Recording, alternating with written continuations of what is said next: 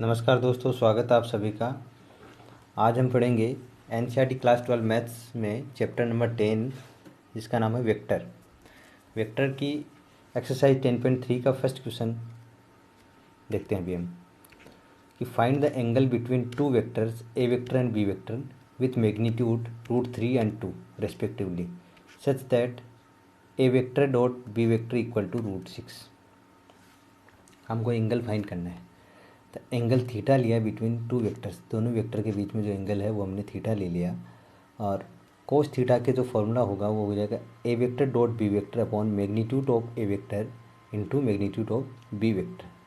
अब हमारे पास में A vector dot B vector given है जो कि √6 दे रखा है, और मैग्नीट्यूड ऑफ ए वेक्टर है वो दे रखा है √3, और मैग्नीट्यूड ऑफ बी वेक्टर जो दे रखा है वो दे रखा है वो ओनली 2 दे रखा है। इनकी वैल्यू इस फॉर्मूले में वैल्यू पुट करेंगे तो दोनों का जो डॉट प्रोडक्ट दे रखा है वो देगा √6, और इसकी वैल्यू ए वेक्टर का मैग्नीट्यूड √3 है, बी वेक्टर का 2 है। दोनों को मल्टीप्लाई कर दिया, √6 अपॉन क्या आ जाएगा 2 √3 आ गया।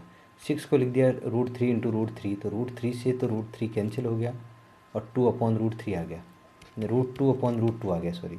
तो ये क्या बन जाएगा √2, और 2 को क्या लिख सकते हैं हम √2 इंटू √2, तो एक √2 से एक √2 कैंसिल हो गया, 1 अपॉन √2 आ जाएगा। अब ये किसकी इक्वल में आ गया, कोस थीटा की इक्वल में आ गया।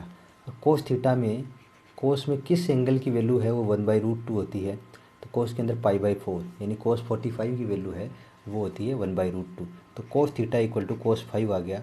अब कंपेयर करेंगे एंगल को, तो ये एंगल तो थीटा है और इधर एंगल क्या है π/4। जब थीटा को कंपेयर करेंगे तो थीटा की वैल्यू क्या आ गई, थीटा इक्वल टू π/4 आ गया। तो थीटा की वैल्यू π/4 होगी, यानी दोनों वेक्टर के बीच में जो एंगल बनेगा होगा π/4।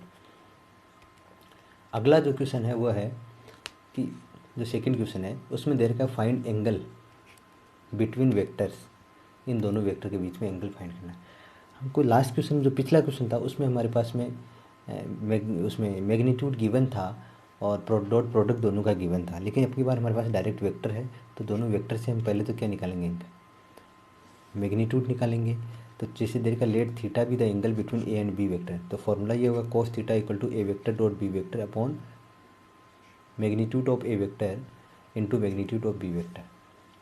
अब दोनों का डॉट प्रोडक्ट निकालेंगे तो ये क्या आ जाएगा, A vector dot B vector करेंगे तो आई का कोफिशिएंट को आई के साथ मल्टीप्लाई कर दो इस आई वाले के साथ में, तो ये 3 और 1 मल्टीप्लाई होकर क्या आ जाएंगे, 3 आ जाएगा। और माइनस का 2 है और ये माइनस का 2 मल्टीप्लाई होगी कितना बन जाएगा, प्लस का 4। के का कोफिशिएंट यहाँ पे 1 है और इस के का कोफिशिएंट 3 है, तो 3 इंटू 1 करेंगे तो कितना आ जाएगा 3। अब इनको ऐड कर दो, 4 3 7 हो गए, 7 + 3 यानी 4 + 3 7, 7 + 3 10 हो जाएगा। दोनों का डॉट प्रोडक्ट हमारे पास 10 आ गया, 10 जो दे रखा है ये 10 आ गया। अब हमको चाहिए मैग्नीट्यूड, दोनों का अलग अलग मैग्नीट्यूड निकालने, तो ए वेक्टर का मैग्नीट्यूड क्या हो जाएगा, ए वेक्टर का मैग्नीट्यूड हो जाएगा स्क्वायर रूट ऑफ, यानी ये दे रखा है इसका चाहिए आई का कोफिशिएंट कितना है 1, तो 1 का स्क्वायर आ गया 1, 1 का स्क्वायर 1 हो गया, प्लस अब माइनस का 2 दे रखा है जे का कोफिशिएंट, तो -2 का स्क्वायर कितना हो जाएगा 4, प्लस के का कोफिशिएंट 3 दे रखा है तो 3 का स्क्वायर हो जाएगा 9, तो ये आ जाएगा √14।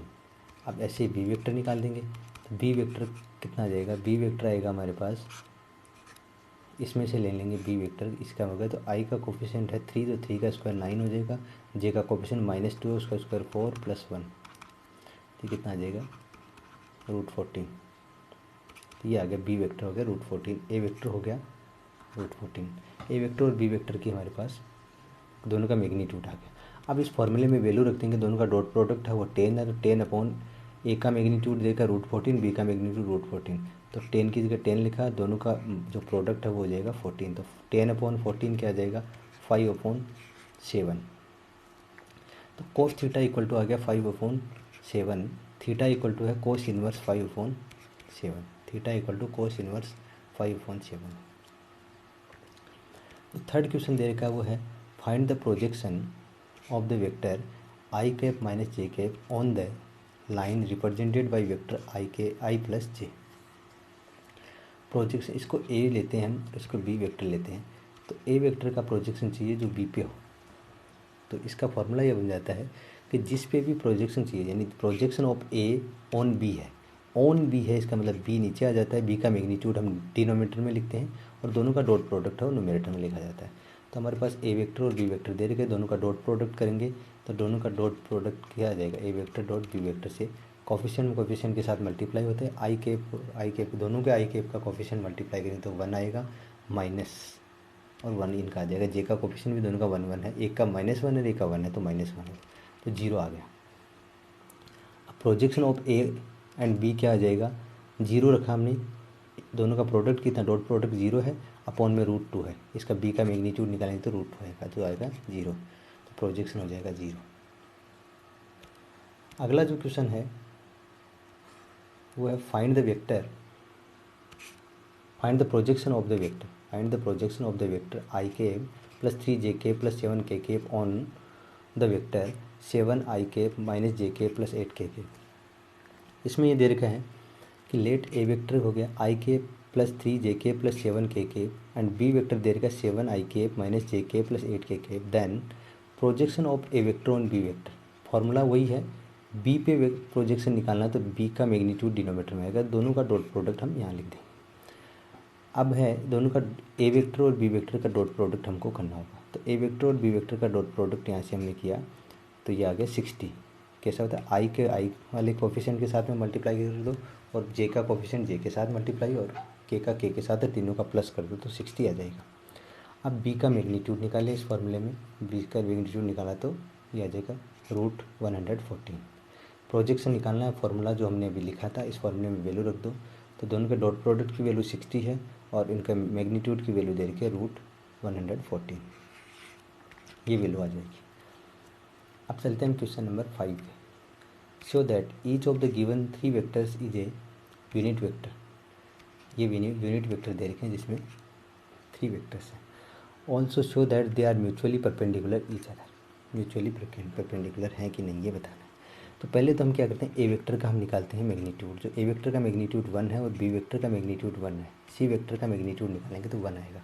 मैग्नीट्यूड निकालने का फॉर्मूला वही होता है √a² plus b² plus c², यानी आई का कोफिशिएंट का स्क्वायर प्लस जे के कोफिशिएंट का स्क्वायर प्लस के कोफिशिएंट का स्क्वायर, उससे हम निकालेंगे। तो ए वेक्टर की वैल्यू 1 आ रही है, बी की भी 1 आ रही है और सी की भी 1 आ रही है, तो हमको ये पता चला कि ए वेक्टर बी वेक्टर और सी वेक्टर क्या है, यूनिट वेक्टर है, तो आपको यूनिट वेक्टर यहाँ से लिख देना है। उसके बाद हमने ए वेक्टर और बी वेक्टर का जब दोनों का प्रोडक्ट करते हैं तो हमको पता है, तो ए वेक्टर और बी वेक्टर दोनों का डॉट प्रोडक्ट करेंगे तो वो क्या आता है, 0 आता है। बी वेक्टर और सी वेक्टर दोनों का डॉट प्रोडक्ट करेंगे तो 0, और सी वेक्टर और ए वेक्टर का प्रोडक्ट करेंगे तो क्या आएगा, 0। अब जब से यहाँ से जब हम करेंगे तो अब डॉट प्रोडक्ट करने के बाद में देखो ए इसका देख कर लेते हैं हम, ए और बी का, तो ये हो जाएगा 6 और 3 को मल्टीप्लाई करते हैं पहले, 3 2 जा कितना हो गया, 6 हो गया, ये माइनस का 6 है और प्लस का 3 है, तो 6 3 जा क्या हो जाएगा, 18 हो जाएगा, और इसका कोफिशिएंट कितना 2 है और इसका कितना ये 12 हो जाएगा, प्लस का 12। तब जिनको सॉल्व करते हैं तो 0 आता है। तो दोनों का जब ए वेक्टर और बी वेक्टर का डॉट प्रोडक्ट करते हैं तब 0 आ रहा है, बी वेक्टर और सी वेक्टर का भी डॉट प्रोडक्ट करते हैं तब 0 आ रहा है, सी वेक्टर और ए वेक्टर का डॉट प्रोडक्ट कर रहे हैं तब भी 0 आ रहा है। तो इसका मतलब क्या होगा कि ए वेक्टर बी वेक्टर के साथ में क्या है, परपेंडिकुलर है, और इसका मतलब भी क्या होगा, 0 आने का मतलब बी वेक्टर है वो सी वेक्टर के साथ परपेंडिकुलर है, इसका मीनिंग ये हो गया सी वेक्टर ए वेक्टर के साथ परपेंडिकुलर है, क्योंकि तीनों का आपस में डॉट प्रोडक्ट करवाते हैं तब वो 0 आ रहा है, तो 0 आने का मतलब है एक दूसरे के परपेंडिकुलर है। तो A B C, A vector B vector and C vector are 3 mutually perpendicular unit vectors. 6 में क्वेश्चन ये दे रखा, find magnitude of A vector and magnitude of B vector if A vector plus B vector dot A vector minus B vector equal to 8 and magnitude of A vector is equal to 8 into magnitude of B vector है, ये हमारे पास में given है और इसकी value भी given है। अब हमको ए वेक्टर और बी वेक्टर फाइंड करना है, दोनों का डॉट प्रोडक्ट हमारे पास 8 दे रखा है और हम इसको मल्टीप्लाई करेंगे तो ए वेक्टर से इसको मल्टीप्लाई कर दो प्लस के बी वेक्टर से ये मल्टीप्लाई, तो ए वेक्टर से मल्टीप्लाई करेंगे तो ये इस तरह से हो जाएगा, डॉट प्रोडक्ट प्लस बी लिखा बी वेक्टर और ये लिख दिया डॉट प्रोडक्ट में इक्वल टू में 8 दे रखा। जब इस ब्रैकेट को हम ओपन करेंगे तो दोनों का dot product A vector dot A vector हो जाएगा minus A vector dot B vector, और B vector dot A vector आ जाएगा और B vector minus B vector, इसको करेंगे मल्टीप्लाई तो ये माइनस का आ जाएगा साइन और दोनों का multiply B vector dot B vector equal to 8 आ जाएगा। अब A vector dot B vector और B vector dot A vector दोनों सेम ही होते हैं, आगे पीछे इनको डॉट प्रोडक्ट से कैसे ही लिखो, बाकी ये सेम होते हैं। तो हमने क्या किया, इसको इस तरह से लिख दिया कि ये तो कैंसिल हो गए दोनों, और ये हो गया कि ए वेक्टर का स्क्वायर माइनस बी वेक्टर का स्क्वायर इक्वल टू 8 आ गया, क्योंकि ए और ये दोनों मल्टीप्लाई हो गए, दोनों डॉट प्रोडक्ट होकर के क्या हो गए, दोनों का मैग्नीट्यूड का स्क्वायर बन गया था ये इस तरह से, और ये भी मैग्नीट्यूड का स्क्वायर बन गया। अब इसकी जगह हमारे पास में क्वेश्चन में वैल्यू दे रखी है कि जब ए वेक्टर का मैग्नीट्यूड दे रखा हो तो उसकी जगह आप लिख सकते हैं 8 मैग्नीट्यूड ऑफ बी वेक्टर। तो यहाँ पे इसकी जगह अगर हम ए वेक्टर की जगह 8 और मैग्नीट्यूड ऑफ बी वेक्टर लिखते हैं और इधर स्क्वायर करते हैं तो इधर भी क्या हो जाएगा, स्क्वायर हो जाएगा। तो 8 का स्क्वायर क्या हो जाता है, 64 हो जाता है, मैग्नीट्यूड ऑफ बी वेक्टर का स्क्वायर बन जाएगा। तो ये आ गया, तो 64 magnitude of B vector square minus B magnitude of B vector का स्क्वायर ये आ जाएगा, क्योंकि यहाँ से तो ये आएगा, इसकी जगह हमने वैल्यू पुट कर दी जो क्वेश्चन में दे रखी है, ये वैल्यू इस वेक्टर की वैल्यू ये दे रखी है, स्क्वायर करने से 8 की जगह 64 बन गया, मोडो बी वेक्टर का मैग्नीट्यूड का स्क्वायर हो गया। 64 माइनस 1 किया तो कितना आ गया, 63 आ जाएगा, 63 इधर आ गया था और ये मैग्नीट्यूड का स्क्वायर था। ये 63 क्या हुआ, 8 के डिवाइड में भेज दिया तो यह हो जाएगा मैग्नीट्यूड और बी वेक्टर का स्क्वायर इक्वल टू 8/63 आ गया। ये हमारे पास में बी वेक्टर का मैग्नीट्यूड का स्क्वायर आ गया। अब यहाँ से निकालना है हमको ए वेक्टर, इसकी वैल्यू हम कहाँ से निकालेंगे, अब ओनली हमको निकालना था क्या, बी वेक्टर का मैग्नीट्यूड ही निकालना था, तो जो कि क्या आ जाएगा, स्क्वायर रूट कर देंगे इसका, स्क्वायर रूट ऑफ 8/63 आ जाएगा, ये आ गया। उसको और ज़्यादा सोल्व करना है, यानी 8 है यहाँ पर, अगर इसको और ज़्यादा सोल्व करना तो ये आ जाएगा 2√2/63 का अंडर रूट, ये बन जाएगा, या फिर इसको इतना लिख सकते हैं। अब हमको ए वेक्टर का मैग्नीट्यूड निकालना है, तो ए वेक्टर के इक्वल टू में वैल्यू क्या है, ए वेक्टर का मैग्नीट्यूड निकालने के ए वेक्टर की वैल्यू है 8 इंटू बी वेक्टर का मैग्नीट्यूड, तो 8 है, बी वेक्टर का मैग्नीट्यूड हमारे पास में अभी भी आया था स्क्वायर रूट ऑफ 8/63 जो हमने लिख दिया यहाँ पे। अब ये बन गया 8√8/63, तो ए वेक्टर का मैग्नीट्यूड तो ये आ गया 8 इंटू √8/63 और ये बी वेक्टर का मैग्नीट्यूड बन गया ये √8/63। अब चलते हैं हम 7th क्वेश्चन में। 7th क्वेश्चन दिया इवेलुएट द प्रोडक्ट, दोनों का डॉट प्रोडक्ट करना है। तो डॉट प्रोडक्ट इस तरह से लिखा जाएगा 3 A vector minus 5 B vector dot 2 A vector plus 7 B vector. अब इसमें 3 ए वेक्टर से इस पूरे को मल्टीप्लाई कर दो जिससे, और माइनस का 5 बी वेक्टर से इसको मल्टीप्लाई कर देंगे। तो 3 ए वेक्टर से हम इसको मल्टीप्लाई करेंगे, यहाँ पर मल्टीप्लाई करेंगे तो 3 2 जा क्या हो जाएगा 6 हो जाएगा, 6 ए वेक्टर का डॉट ए वेक्टर बन गया। फिर 3 ए वेक्टर से 7 बी वेक्टर को मल्टीप्लाई करेंगे तो 3 7 जा कितना हो जाएगा, 7 3 जा 21, जैसे जो कि यहाँ पे 21 देर का ए वेक्टर और बी वेक्टर हो जाएगा, तो ए वेक्टर डॉट बी वेक्टर आ गया। फिर माइनस के 5 बी वेक्टर से करेंगे तो 2 वेक्टर का, तो 5 2 जा हो जाएगा 10 और B vector dot A vector आ जाएगा माइनस का। माइनस के 5 बी वेक्टर से 7 बी वेक्टर को मल्टीप्लाई करेंगे तो 7 5 जा 35 माइनस का और B vector dot B vector बन जाएगा। ये जो देर का B vector dot B vector ये हो जाएगा magnitude of B A vector dot B vector देर का हो जाएगा मैग्नीट्यूड ऑफ ए वेक्टर का स्क्वायर, और यहाँ पे देर का माइनस का 10 और प्लस का 21 जो कि बन जाएगा माइनस का 11 A vector dot B vector. क्योंकि ये ए वेक्टर, इसको A vector dot B vector लिखो या B vector dot A vector, दोनों सेम ही होते हैं। तो 21 प्लस का माइनस का 10 है, इससे माइनस का 11 आ गया, और यहाँ से 35 माइनस का 35 बी वेक्टर का मैग्नीट्यूड का स्क्वायर बन जाएगा। ये हमारे पास फाइनल प्रोडक्ट आ जाएगा इनका दोनों का। इस तरह से इसको सोल्व करना है।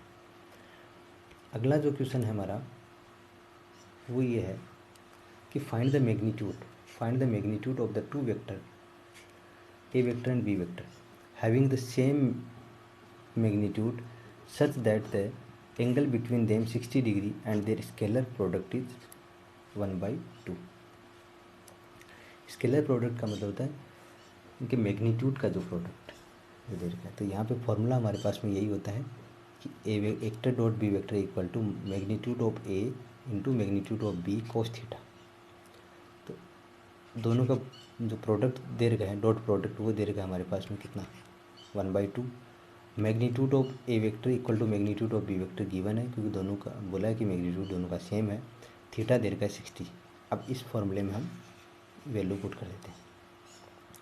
तो वैल्यू पुट करेंगे तो यहाँ पे आ जाएगा, दोनों का डॉट प्रोडक्ट 1/2 रखा, ये हमारे पास वैल्यू गिवन नहीं है, और cos 60 रख दिया, थीटा की जगह 60 रख दिया।